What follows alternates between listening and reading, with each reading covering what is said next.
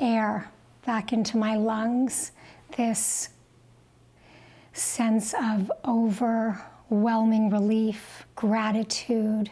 It's that relief that Maureen Leshem and families of hostages held by Hamas have hoped to feel over the past 2 years. Leshem's cousin, Romy Gonin, was shot and taken hostage while attending the Nova Music Festival on October 7th. After 15 months in captivity, Gonin was released in January.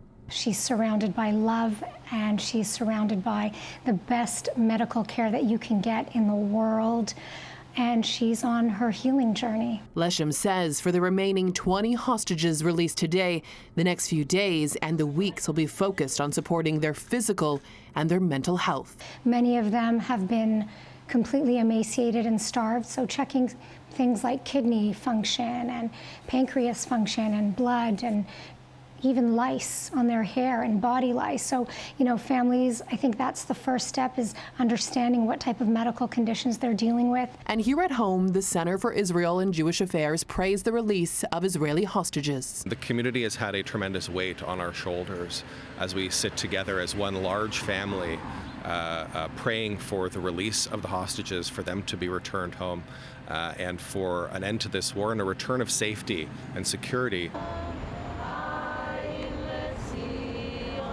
Outside of the Israeli consulate in Toronto today, dozens also gathered to celebrate the release of those hostages.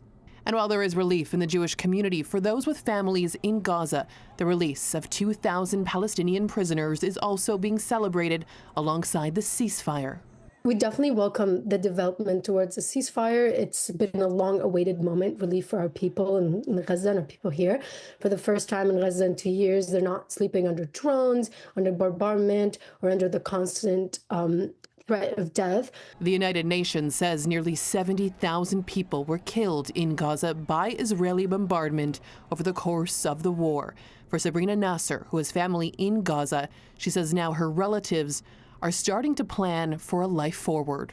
They're starting to plan out the return to the north that they've been displaced from for 2 years now.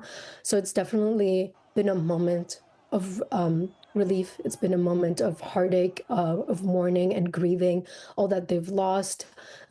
They're starting to gather themselves back again. And while Hamas hostages and Palestinian prisoners were released today, the focus next will be on the return of bodies for those who died in Hamas captivity. We know that so far 4 bodies have been returned to Israel. There's no word yet on when the remaining 24 bodies will also be returned. For City News in Toronto, I'm Alessandra Carneiro.